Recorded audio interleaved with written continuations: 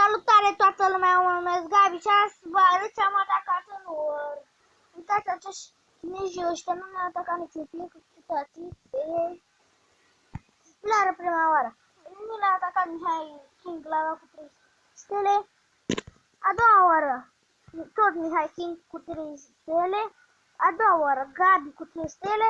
A treia oară, tot Gabi cu 3 stele. A cincea oară, Andrei T cu 3 stele.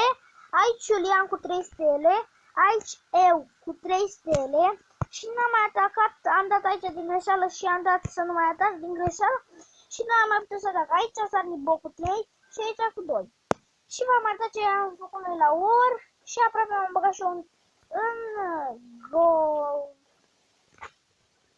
Și dacă vă place clanul, să vedeți cât am atacat, veniți-ne, se numește România War 10 membri.